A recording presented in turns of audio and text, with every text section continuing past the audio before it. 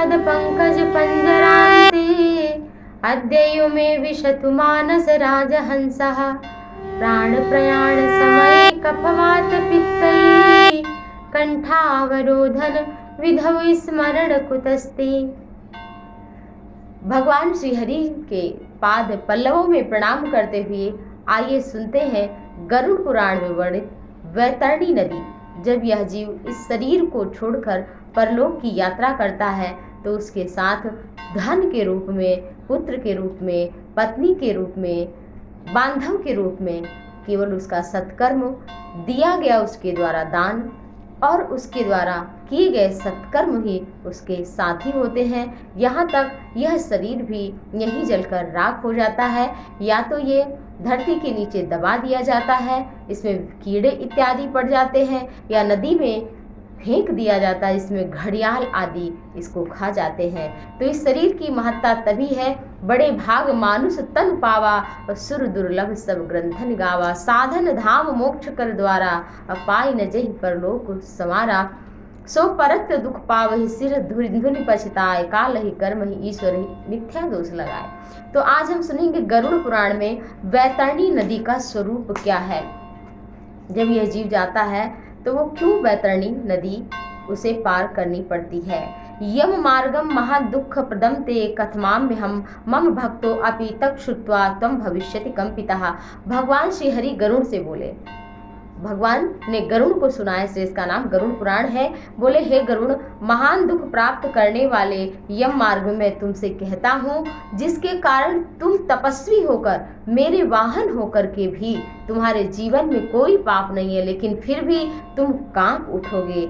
हे गरुड़, जहाँ पर वृक्ष की छाया नहीं है, जहाँ कोई विश्राम कर पाए और ना खाने के लिए अन्न है, जहाँ वो अपनी रक्षा कर पाए, ना वहाँ तृषा से व्याकुल, प्यास से व्याकुल, जिससे उसे जल की प्राप्ति हो सके, वहाँ एक सूर्य नहीं, वहाँ 12 सूर्य तपते हैं। उस मार्ग में जाता हुआ प्राणी पापी कभी बर्फीली हवा से पीड़ित तथा कभी कांटे से चुभाया जाता है, कभी महा विषधर सर्पों से डसाया जाता है। वह पापी कहीं सिंह, व्याघ्र और भयंकर कुत्तों द्वारा खाया जाता है, कहीं बिच्छुओं द्वारा डसा जाता है, कहीं आग से उसे जलाया जाता है, कहीं अति भयंकर असिपत्रवन आदि नरक में पहुंचाया जाता है। वह बहुत ही भयानक मार्ग है। भगवान श्री हरि बताते हैं कि यम के बीचों बीच मार्ग में एक उग्र नदी है जिसका नाम है वैतरणी। वह देखने पर बहुत ही भयानक है। वो केवल पापियों के लिए ही उपस्थित होती है, बहुत भय पैदा करती है। वह 100 योजन चौड़ी है। उसमें कुएं यानी कि मवाद, शोणित रक्त ही बहते हैं, जल नहीं है उस नदी में। उस नदी में केवल मवाद और रक्त है। हड्डियों के समूह के तट बने हुए हैं, ढेर लगा है मांस। कीचड़ वाली नदी दुख से पार की जाती है। वह नदी सुई के समान मुख वाले कीड़ों से चारों ओर से व्याप्त है, अथाह गहरी है। पापियों के द्वारा दुख पूर्वक पार की जाने वाली वह नदी केस रूपी बाल उसमें सिवार रूप से भरे हुए हैं, ग्राह यानी घड़ियाल आदि से भरा है। सैकड़ों भयावह पक्षी आसपास आवृत हैं। आए हुए पापी को देख करके वह नदी खौलने लगती है। वज्र के समान चोंच वाले बड़े भयंकर कौवों से घिरी हुई है।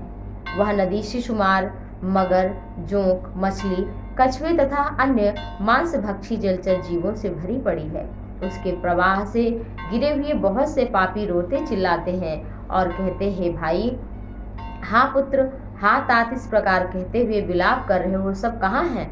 भूख और प्यास से व्याकुल होकर पापी जीव रक्त का ही पान करता है।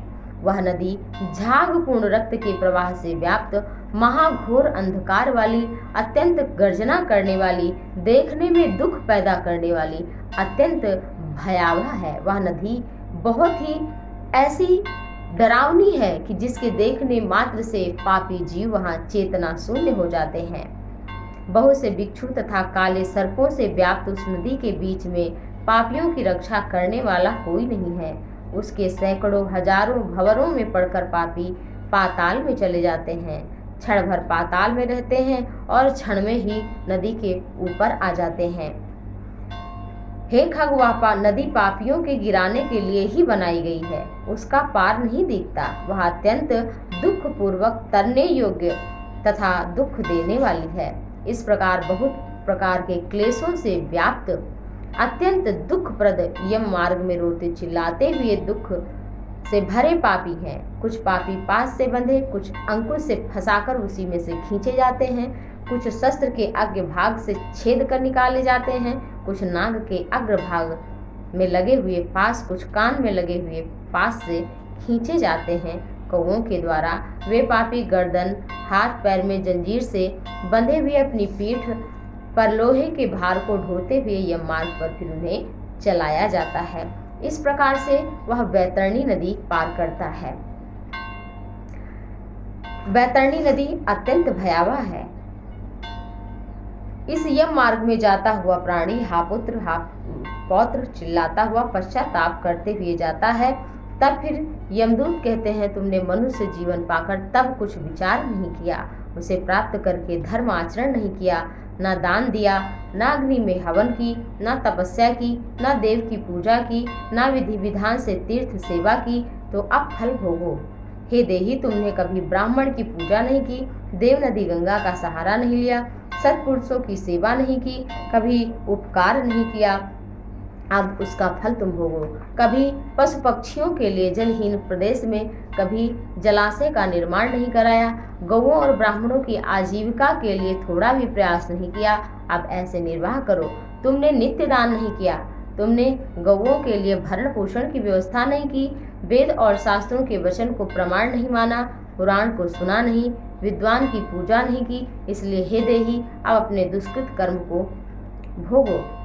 इस प्रकार से वह विलाप करता हुआ प्राणी यम के मार्ग में दौड़ता चिल्लाता हुआ चलता रहता है।